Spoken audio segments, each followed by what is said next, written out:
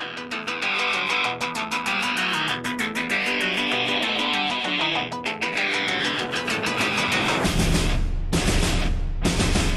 I'm a lion.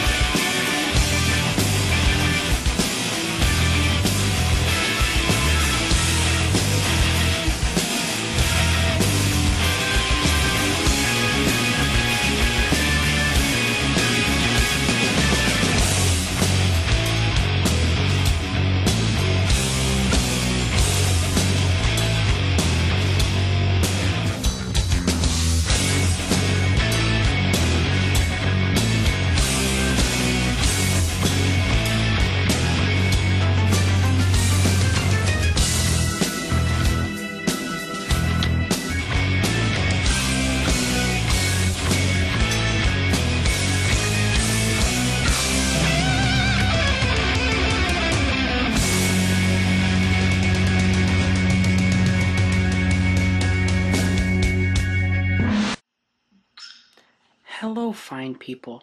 I am the Fuchsia Fox. And I'm Dark Preacher 31. We are here to review Final Fantasy II. Also known as Final Fantasy IV in the Nope. God, I'm such a freaking derp-off. Anywho, Final today, Fantasy II was never released in the US until recently.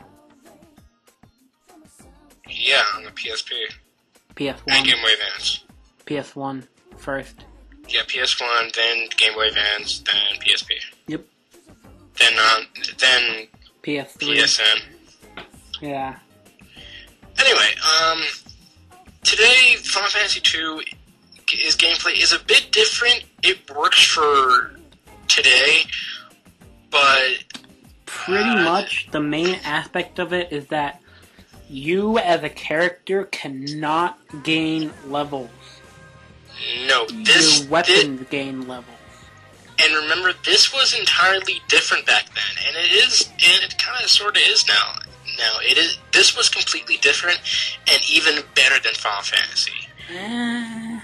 Well, people say that that's better than Final Fantasy. Not many. Actually, Final Fantasy II is hated among a lot of the fans. I don't see what's wrong with it. Honestly. Oh, me neither. I like it. It's just hard to get used to after playing the other ones, where you have to level grind. Here, first of all, before I say any more on that, there is a special little secret. They got rid of this in the Game Boy version, I think.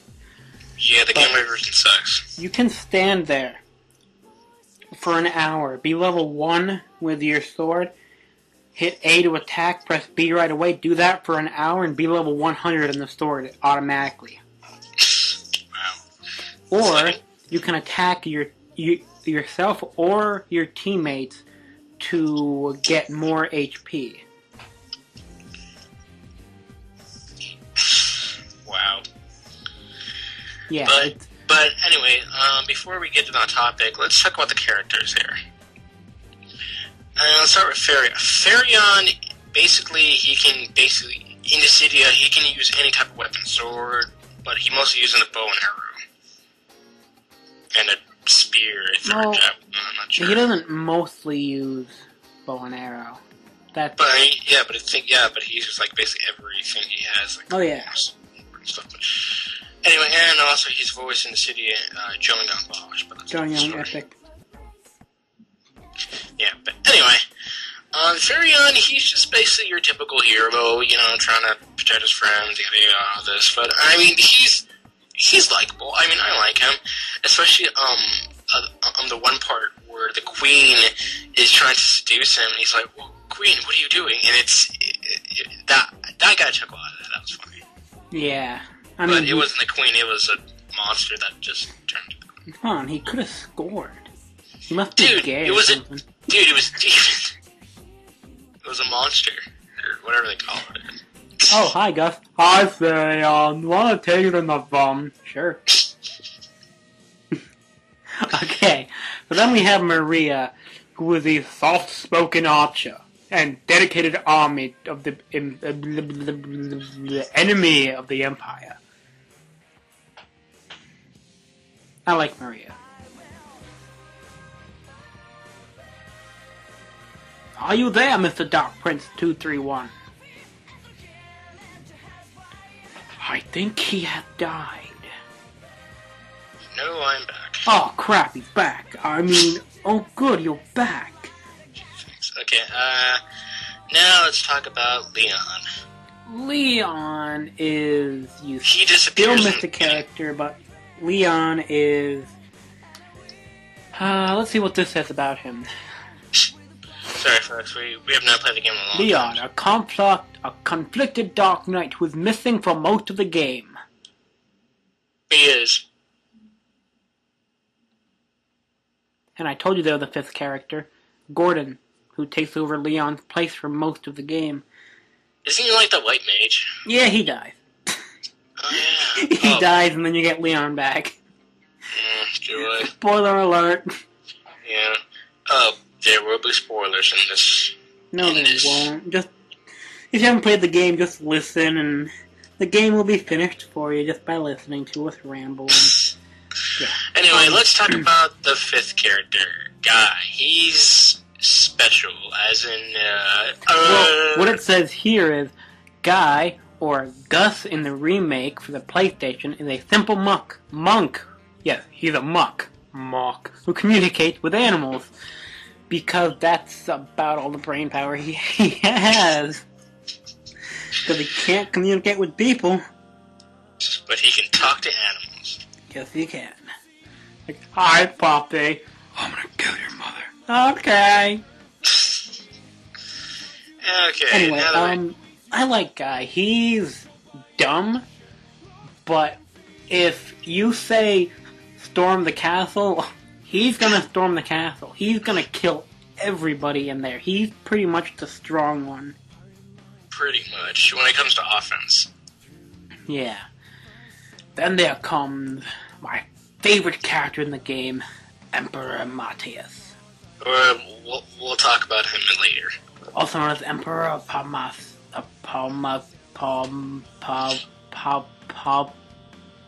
Beach, Florida.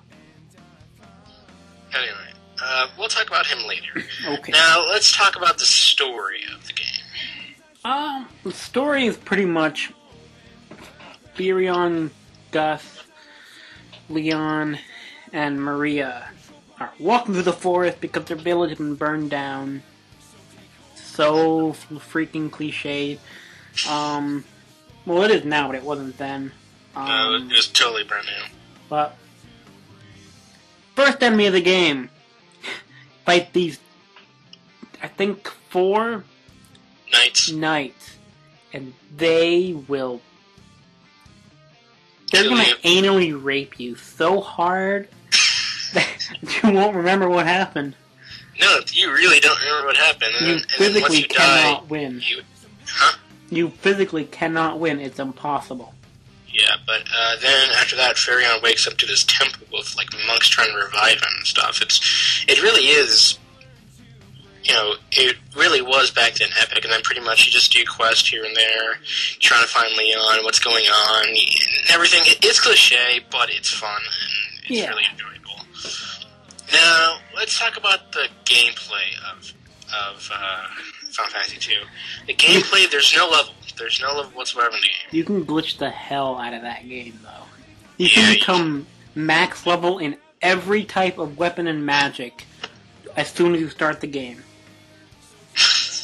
Pretty much. In the first enemy, even. But there's no level. It's basically about leveling up your swords. Now, your weapons. Like Not your weapons, your affinity for the weapon. Well, Meaning, if you have one sword that, let's say, 2 damage, and another sword that's 100 damage, you kill enough enemies with the sword that has 2 damage, your that sword will never have changed, but your power with the sword has gotten higher. And with MP, the more magic you use, the more MP you have, the more damage you take, the more HP you have. I do like it. It just takes a lot of getting used to. It does, because when the first I was trying to play it, I was not used to one bit, but I started getting used to it, and it was really getting the hang of it. Yeah. But the thing is, people seem to hate this idea, but I think it's actually, I think honestly Square Enix back then had balls of doing something different. They wanted to try really different, get out of the box, and they did, and it succeeded. Balls of steel. Pretty much. But be warned, Final Fantasy II was not released in the US until 1999, I think. No, 2000 actually. On the PS1. No, actually it was the Game Boy. Then the PS1. Then the PSP. PSP. Now it's on the PSN with the first one. Yeah. Now let's talk about the villain. Oh no, it was 2004. 2002. 2001. Wow, I'm... Make up your mind. Talk about what now? The villain? Yeah, the villain. Emperor Matthias. He's awesome. Voiced by Christopher Corey Smith in the English version. He knows me by name. Pretty much, he's basically almost destroys the nation. Okay, it's basically like, choose any Final Fantasy mage ever and give them a ton of steroids and you have the Emperor. Pretty much. His magic, if you... Basically, in any game, Meteor is like a normal attack for him. He is very physically weak, but he has a lot of magic ability and a lot of MP, so be careful when you fight him. Yeah, be very careful. But basically, let's talk about the ending of as the Emperor. To me, he was actually kind of intimidating. He was intimidating because it wasn't like he's hoping to take over the world. He owns the world by the time the game starts. You have to take it back. So everybody is an enemy, pretty much. Yeah. So that's what. So to me, I think the Emperor is better than Garland from Final Fantasy because he actually ruled the nation. He ruled that. He ruled that nation, that world. I'm not sure, but that when the game starts. So he was really intimidating, and in the end, oh man, you better say your prayers. Yeah. Now, let's talk about the ending. Basically, Furion's team, you got Leon back, basically. You basically go into hell. I'm not even kidding. You go into hell. I will say that is only in the, Japanese version? In the later version. The Japanese version on the NES doesn't have that. It ends when he dies. But in the later versions, he goes to hell and you follow him to hell to kill him permanently. Yeah, but that's not all. He basically turns into this demonic creature. It really is epic. I mean, he turns into this demonic creature, and it's awesome. It's awesome, man. It really is. And in the end, you defeat him, and then everything's fine, and some people died because there was actually dying in Final Fantasy. Oh yeah, there still is. Not as much though. Yeah, it's not much, but there was actually. I mean, this was basically the first death in NES. I mean, back then you just faded away or game over. No, people died in the game. Yeah. And that was something really brand new back then, but it's not so much now. That's all I can really think about for this game, to be honest. What? I can't think of anything else to talk about for this game. No, not really. I mean, there's not really much to say. The story's cliche. The characters are cliche. Like, there were no...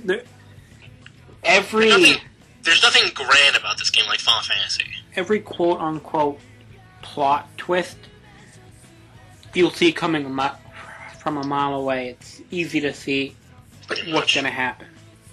Yeah, pretty much, but basically, this game is pretty good. I mean, I like it, honestly. It does have cliche characters, story, plot. The gameplay was completely different, and people seem to hate it. But I think you just have to get the hang of it, really. But in the end, this game is pretty good, and pretty much in the end, you go flying on I forget what they call I guess an airship, whatever. A magic carpet ride. That. And then it just says some long text that basically the game is over and you won. Congratulations, you beat Final Fantasy 2. And go back and do it again with all white mages. But yeah, that's pretty much the game. The ending is pretty good, and it is pretty good and epic. But there's something really grand about this, like say 7 or 13. There's nothing grand about it. But besides that, that's basically the game. And yeah. What have you? Any thoughts, or do you want to rate this game, or what? I would rate this game probably 5 out of 10. Really? It's good, but because of the different battle style, it's got a pretty steep learning curve. You have to learn how to use equipment within the first few battles, or you're never going to be able to play the game right. Yeah, true. But honestly, I get the hang of it pretty quick, so I'm going to give it a 6.1 out of 10, because for me, I never played the NES version, but I heard that thing's longer. But for me, I thought the game was pretty good. I thought the ending was pretty good, and everything just seemed well, honestly. So that's pretty much our rundown of Final Fantasy 2. Now, there's going to be a lot of changes to it. Now we're going to talk. Now, basically, later on, we're going to talk about Final Fantasy 3, the game that was never ever released in America until the DS came along. Which I'm playing right now, actually. Yeah, that too. But that's pretty much it. So this is Dark Prince 31 signing off. And this is the Future Fox saying bye bye. See ya. I hear a poster